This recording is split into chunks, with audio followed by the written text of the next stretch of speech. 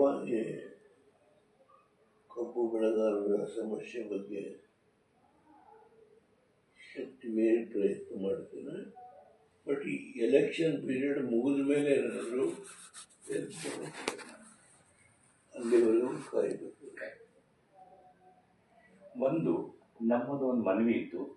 ಈಗ NCDC through ಇಲ್ಲ cooperative ministry ಅವ್ರಿಗೆ ಒಂದು ರೆಪ್ರೆಸೆಂಟೇಷನ್ ಕೊಟ್ಟು ಒಂದು ಕರ್ನಾಟಕ ಸರ್ಕಾರಕ್ಕೆ ಒಂದು ಬೂಸ್ಟ್ ಅಂತ ಒಂದು 2,000 ಕೋಟಿ ಕೊಟ್ಟರೆ ಒಂದು 25 ಫ್ಯಾಕ್ಟ್ರಿ ರಿವೈವ್ ಆದರೆ 1 ಕೋಟಿ ಕಬ್ಬು ಬೆಳೆಗಾರರ ಜೀವನ ಹೊಡಿತದೆ. ಬರೀ ಕರ್ನಾಟಕಕ್ಕೋಸ್ಕರ ಒಂದು ರೆಪ್ರೆಸೆಂಟೇಷನ್ ಒಂದು ನಿಮಿಷ ಬಂದೆ, 1,000-2,000 ಕೋಟಿ ಕೊಡಿ ಅಂತ ಕೇಳ್ತೀನಿ ಅಂತ ಹೇಳಿ. ಬಟ್ ಅವ್ರು ಯಾರಿಗೆ ಕೊಡ್ತಾರೆ?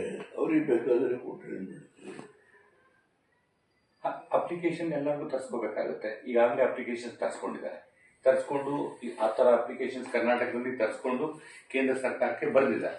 ಎಲ್ಲ ಶುಗರ್ ಫ್ಯಾಕ್ಟ್ರಿಗಳಿಗೆ ಇಷ್ಟಿಷ್ಟು ಕೊಡಿ ಅಂತ. ಅಷ್ಟು ಶುಗರ್ ಫ್ಯಾಕ್ಟ್ರಿ ಅಪ್ಲಿಕೇಶನ್ಸ್ ಇಲ್ಲಿದೆ.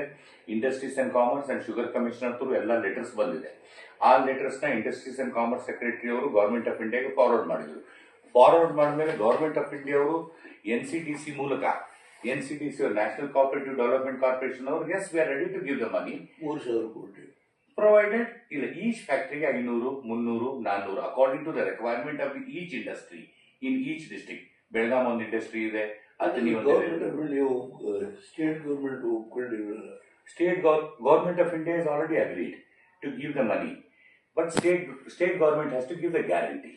So instead of ಈ ಸ್ಟೇಟ್ ಗೌರ್ಮೆಂಟ್ ಅಲ್ಲಿ ನಾವು ಗ್ಯಾರಂಟಿ ಕೇಳೋ ಬದಲು ಗೌರ್ಮೆಂಟ್ ಆಫ್ ಇಂಡಿಯಾ ಇಂದಾನೆ ಸ್ಪೆಷಲ್ ಪ್ಯಾಕೇಜ್ ಅಂತ ನಾವು ಏನಾದ್ರು ತರಿಸ್ಕೊಟ್ರೆ 2,000 ಕೋಟಿ with the minimum rate of interest 14% ಏನು ರೇಟ್ ಆಫ್ ಇಂಟ್ರೆಸ್ಟ್ ಇದೆ, 4% ಹಾಗೆ ರೇಟ್ ಆಫ್ ಇಂಟ್ರೆಸ್ಟ್ ಕೊಟ್ರೆ with in a period of 12 years all the factories will be able to pay the loan back also.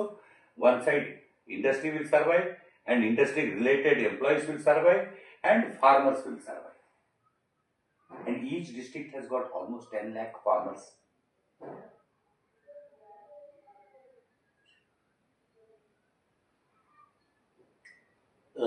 ಒಂದೇ ಒಂದು ನಿಮಗೆ ಈ ಸಾರಿ ಸೆಷನ್ನು ಕೇವಲ 9 ದಿನ ಇದೆ.